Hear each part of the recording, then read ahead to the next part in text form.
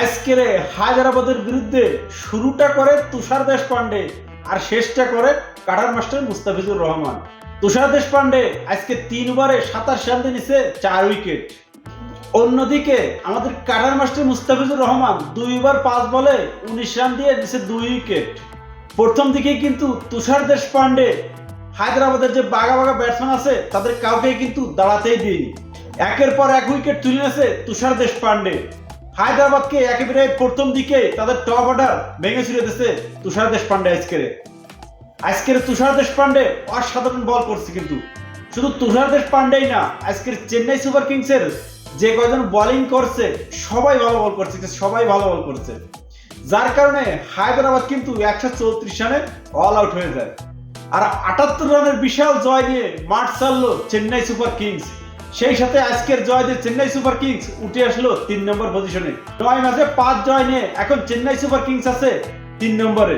অন্যদিকে হায়দ্রাবাদ তারা 9 ম্যাচে 5 জয় আছে পয়েন্ট টেবিলের 4 নম্বরে। প্লাস পয়েন্ট বেশি হওয়ার জন্য চেন্নাই সুপার কিংস 3 নম্বরে আছে এখন।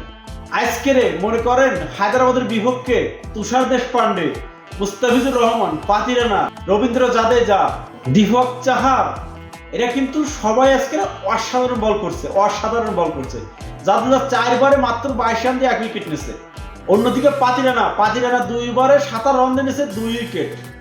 মার্কারামকে যেভাবে বোল্ড করছে পাতি রানা, বিশ্বে এখন যদি বলা হয় যে কার ইয়র্কারে স্ট্যাম্প মানে ভাঙার ভয় থাকে, তা আমি নিঃসন্দেহে বলবো পাতি রানার ইয়র্কারে।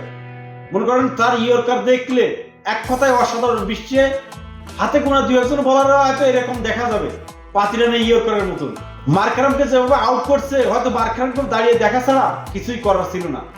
আজকের মুস্তাফিজ প্রথম যে ওভারটা বল করতে আসে, এই বল করতে এসেই কিন্তু প্রথম বলে কিন্তু 4 খায় মুস্তাফিজুর।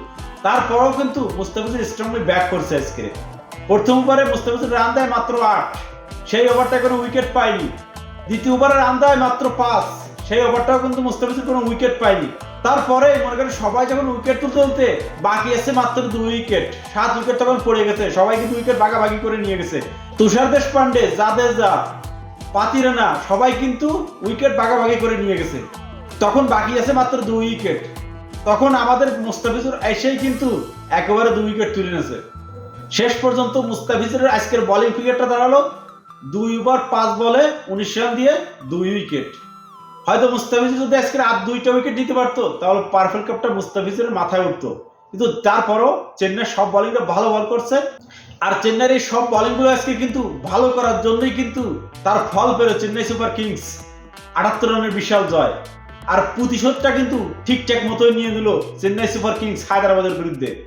আজকের চেন্নাই সুপার কিংসের ক্যাপ্টেন ঋতুরাজ গায়কোয়াড় কিন্তু কোনো ভুল করেনি। টসে জিতে প্রথমে কিন্তু ব্যাট করার সিদ্ধান্ত নিয়েছে, কারণ তারা জানে হায়দ্রাবাদ দুর্বল কোথায়। হায়দ্রাবাদ দেখেন যে কয়টা ম্যাচ হয়েছে, হায়দ্রাবাদ কিন্তু চেস করতে নামলে কিন্তু অল্প রানের ভিতরে আউট হয়ে যায়। হায়দ্রাবাদ দুর্বল, তাহলে চেজে যদি জিততে হয় তাদের বিরুদ্ধে, তাহলে টস জিতে প্রথম তাদেরকে ফিল্ডিং এ দিতে হবে, তাহলে কিন্তু তাদের বিপক্ষে জেতা সম্ভব। তো যাই হোক, আজকে চেন্নাই সুপার কিংস প্রথমে টস জিতে ব্যাট করার সিদ্ধান্ত নেয়। আর ব্যাট করতে আসে দলের ক্যাপ্টেন ঋতুরাজ গায়কোয়াড় ও আজিঙ্কা রাহানে এদিনও ব্যর্থ। 12 বলে 9 রান করে প্যাভিলিয়নে ফিরে যায়। তখনও কিন্তু ক্রিজে ঋতুরাজ গায়কোয়াড় দলের ক্যাপ্টেন।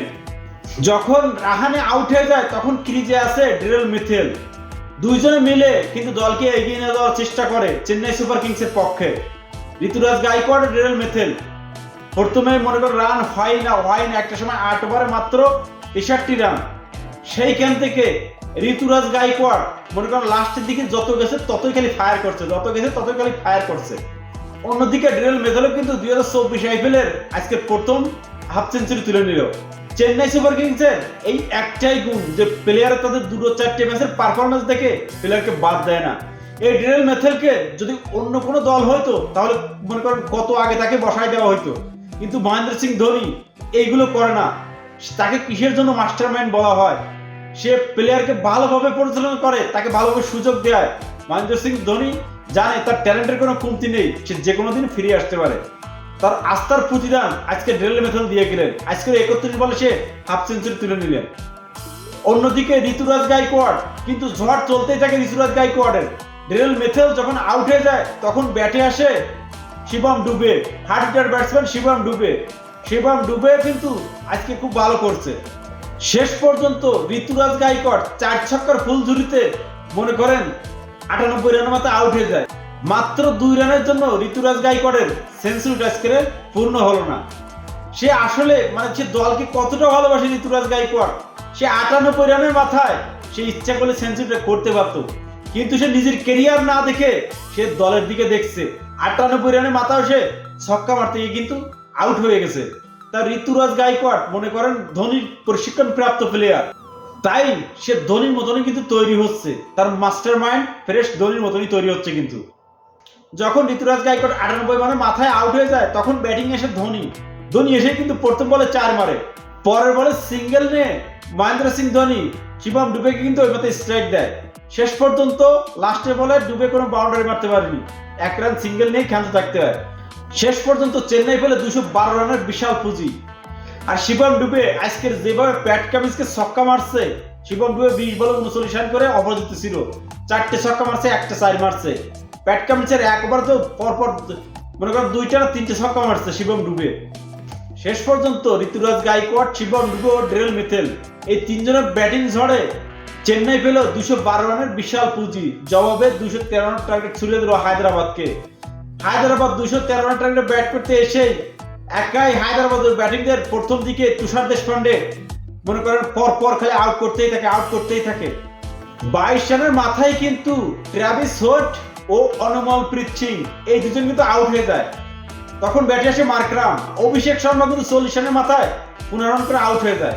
তখন ব্যাটে আসে নীতিশ রেড্ডিও কিন্তু ওয়ানডে মেজাজে ব্যাটিং করে, 15 বলে 15 রান করে আউট হয়ে যায়। 72 রানের মাথায় নীতিশ রেড্ডি কিন্তু 15 বলে 15 রান করে আউট হয়ে যায়। তখন ব্যাটে আসে ক্লাসেন, এই ক্লাসেনও আজকে ওয়ানডে মেজাজে ব্যাটিং করছে। ক্লাসেনও কিন্তু আজকে মাত্র 21 বলে 20 রান করে।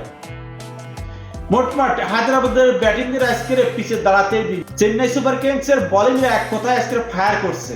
তাদের মনে করেন যে চরমভাবে হায়দ্রাবাদের বিরুদ্ধে প্রতিশোধটা পূর্ণ হলো আজকে।